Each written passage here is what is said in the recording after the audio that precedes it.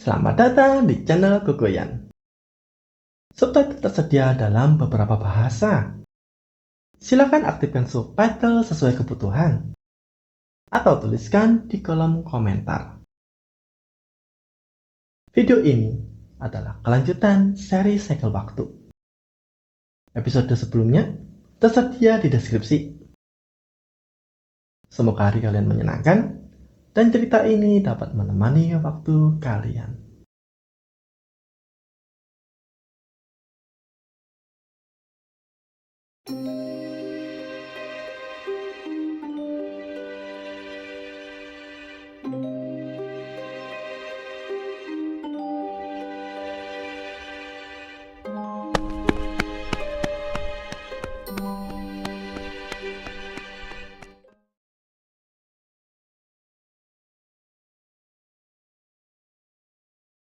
Sebelumnya, dalam seri Segel Waktu, Al bermimpi tentang sebuah hutan yang rusak dan suara Mar yang meminta pertolongan. Keadaan itu ternyata sama dengan kenyataannya. Mar ditemukan dalam kondisi kritis. Nade berhasil menyelamatkan Mar. Ternyata Mar adalah salah satu penjaga dunia, sumber dari sihir, artefak, dan para terpanggil. Untuk memulihkan Mar sepenuhnya, mereka membutuhkan bantuan Nico di rimba awan. Saat mencari petunjuk lokasi tersebut, mereka menemukan legenda kuda bersayap di dataran Nirwana dari sebuah manuskrip kuno. Berbekal petunjuk itu, mereka memutuskan untuk menemui seorang peneliti tua di desa Velar yang pernah memiliki manuskrip tersebut. Saat melalui jalur setapak, mereka sempat melihat sebuah patung batu misterius, lalu melanjutkan perjalanan. Perjalanan mereka untuk bertemu dengan peneliti dimulai. Hari mulai gelap. Akhirnya mereka memutuskan untuk beristirahat di tepi hutan, membuat perapian sambil menikmati bekal yang dibawa. Malam pun berlalu dengan tenang, hingga akhirnya mereka tertidur lelap. Nade terbangun. Sekelilingnya gelap gulita. Tak ada secercah cahaya. Perapian seakan telah padam. Tak ada suara. Bahkan suara jangkrik dan kumbang hutan pun tak terdengar. Nade memanggil Al dan Ming, tapi tak ada satupun balasan. Nade meraba-raba sekitar, tak menemukan apapun. Tak ada batang pohon ataupun ranting.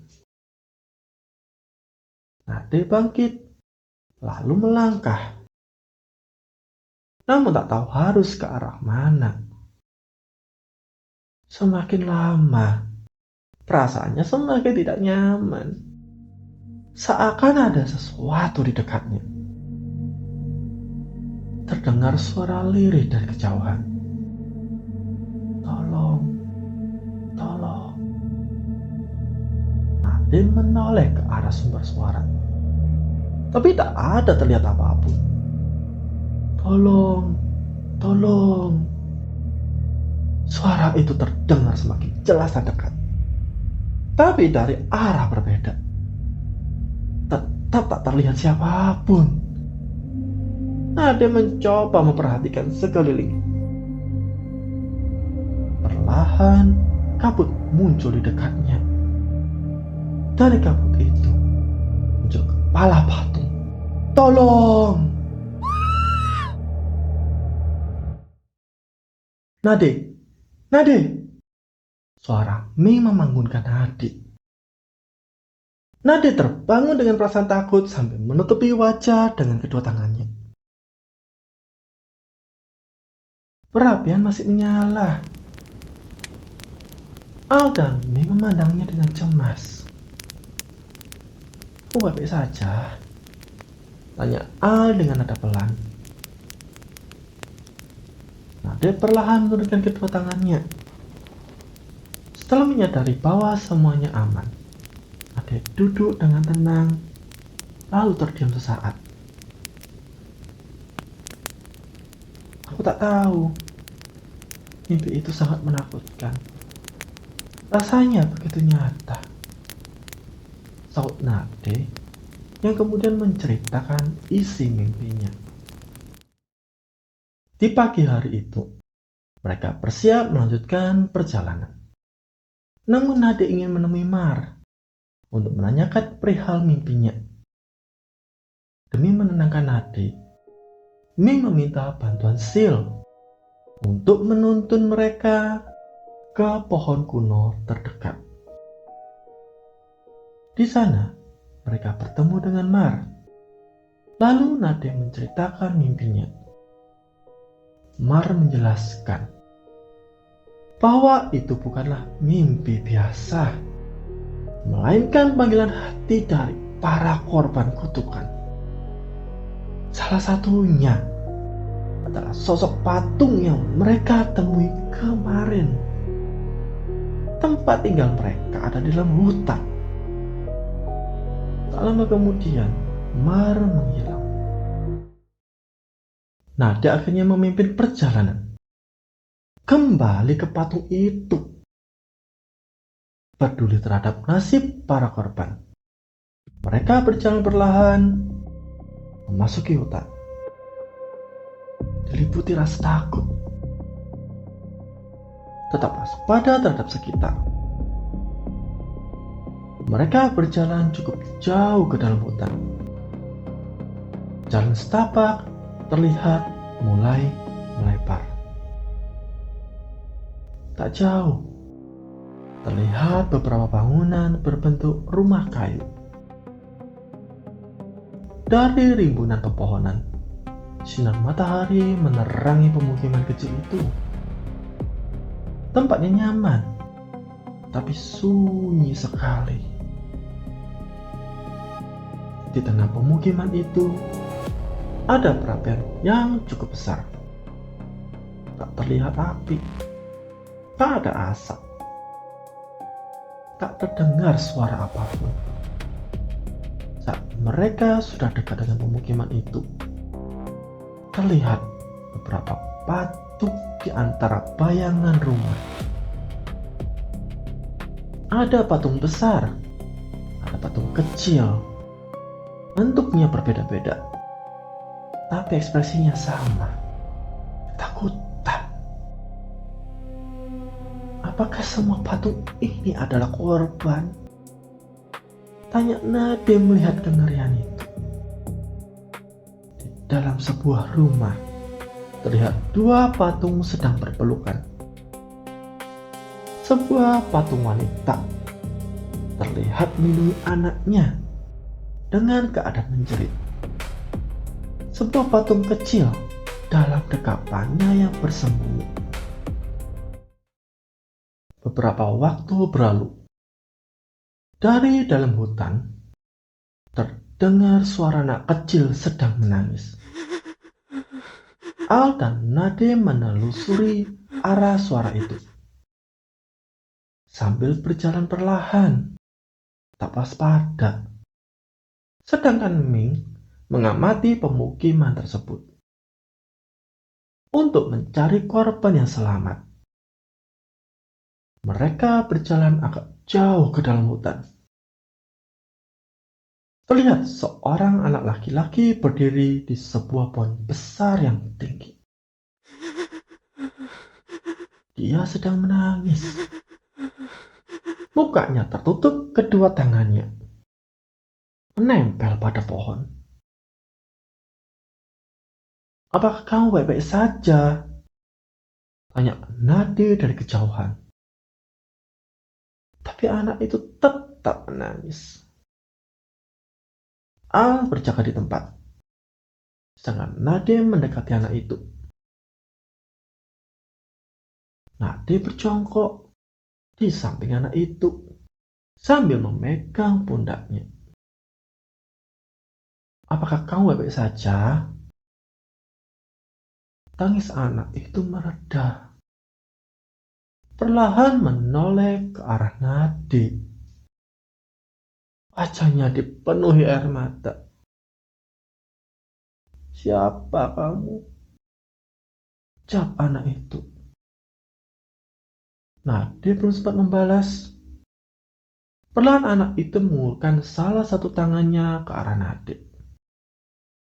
Tangannya seakan menggenggam sesuatu. Nade lalu mengulurkan kedua tangannya untuk menerimanya.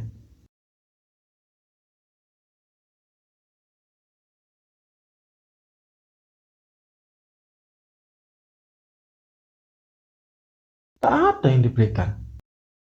Nade menoleh ke wajah anak itu. Senyum tipis muncul di wajahnya. Kena kau, ucap anak itu. Perlahan, tangan Nade berubah jadi batu.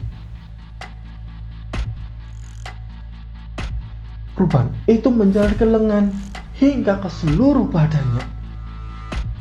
Dari kejauhan, Al terkejut melihat perubahan Nade menjadi batu-batu.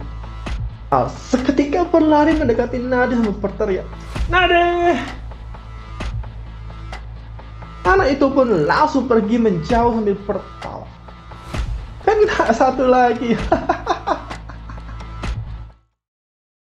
Mendengar teriakan Al, Mi langsung berlari memasuki hutan, menyusul mereka. Mendapati Nade sudah sepenuhnya jadi patung, Al segera mengejar anak itu. Al mengayunkan pedangnya untuk menebas ranting pohon yang menghalangi. Al penuh amarah. "Kemari kau anak kecil!" teriak Al sambil lari mengejarnya. Al tiba di suatu area yang agak luas. Tempat itu seakan lapangan kecil warga pemukiman. Tempatnya datar, hanya ditumbuhi rumput pendek. Di sekitarnya nampak pepohonan dan semak. Suara anak langka itu tak terdengar. Pasti bersembunyi di sekitar sini, dalam benak Al. Dari balik salah satu pohon, anak itu merapalkan mantranya dan lemparkannya ke arah Al. Serangan itu berhasil dihindari. Begitu pula lemparan kedua dan ketiga. Tanpa disadari Al, tiap lemparan itu ternyata mengarahkan langkahnya menuju sebuah jebakan yang telah disiapkan. Tempat itu licin sehingga Al terpeleset. Lemparan keempat mengenai Al dan membuatnya jadi patung batu.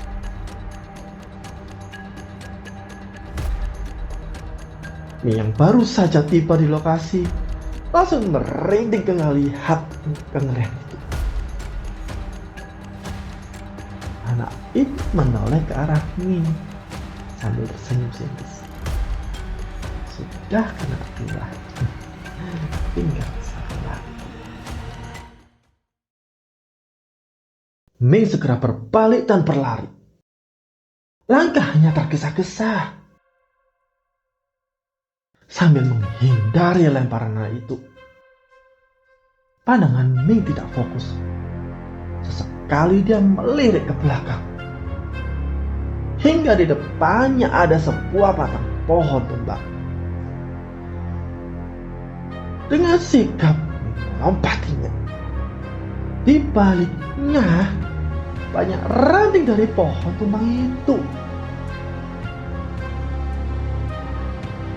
Untungnya rintangan itu berhasil dilewatinya. Jakanya langsung maju langkahnya kembali. Namun kakinya tersangkut akar pohon. Ming pun jatuh terguling-guling. Tak menyerah, Ming langsung bangun dan berlari kembali. Ming merasakan nyeri yang parah. Pergelangan kakinya terkilir. Ming pun terjatuh ke tanah. Tak berselang lama, terdengar langkah kaki mendekat. Anak itu muncul dari balik pohon. Senyumnya sinis. Sudah tidak bisa lari ya. Ming ke posisi duduk. Hingga rasa sakit tak seberapa terasa. Tak ada siapapun yang dapat menolong. Tak ada benda untuk dilemparkan. Ming dipenuhi ketakutan. Anak itu kembali merapalkan mantranya. Tak perlu takut, ini tak akan sakit. Lalu itu kemudian dilemparkan ke arah Ming. Ming memperhatikan pola itu. Tatapannya menjadi tegas. Ren, ucap Ming lembut. Pola itu melesat dekat. Seketika Ming mengulurkan tangannya, jaring air. Sebuah jaring air tepat muncul di depan Ming, meredam laju pola, lalu membalikkan arah pola. Pola mantra itu meluncur cepat ke arah anak itu. Sontak kaget, anak itu pun menghindar. Terlambat, pola itu mengenai pundaknya. Tidak! Kutukan itu menjalar ke seluruh badannya hingga berubah jadi batu-batu. Melihat keadaan anak itu, Ming akhirnya tenang. Di badannya masih bergetar ketakutan.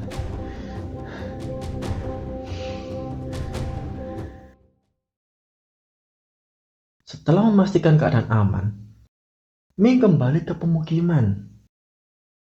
Ming kemudian bertanya kepada Ren cara menghilangkan kutukan tersebut. Kutukan batu dapat disembuhkan dengan pengurapan air suci yang dibuat melalui air alam yang bersih. Ada sebuah mata air di dekat sana. Berkat bantuan Ren, Ming berhasil sampai ke mata air tersebut. Alirannya kecil, melalui pipa batu tua. Ada beberapa kendi tanah liat di dekatnya. Ming menada air di beberapa kendi itu, lalu meminta Ren untuk membuatkan air suci. Ming mengurapi Al dan Nade. Kutukan itu perlahan menghilang. Lapisan batu itu berubah jadi debu. Badan kembali seperti semula. Mereka akhirnya berpencar untuk memulihkan para korban lainnya. Ada yang menangis terharu. Ada yang saling berpelukan. Ada juga yang tiba-tiba lari ketakutan sambil berteriak. Atas penjelasan Ming, para penduduk akhirnya mengetahui sang pelaku. Al, Nade, dan Ming menyerahkan sepenuhnya patung anak itu kepada para penduduk dan beristirahat di salah satu rumah warga. Patung anak itu dibawa ke paling dalam hutan. Digali sebuah lubang yang dalam. Patung itu kemudian diturunkan dan dikubur. Tak ada papan nama, tak ada petunjuk.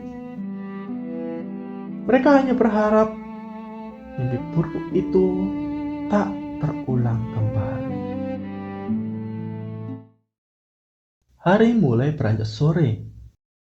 Para penduduk mengundang Al, Nade, dan Ming untuk berkumpul bersama. Mereka mengucap syukur, menutup acara dengan makan bersama hingga malam.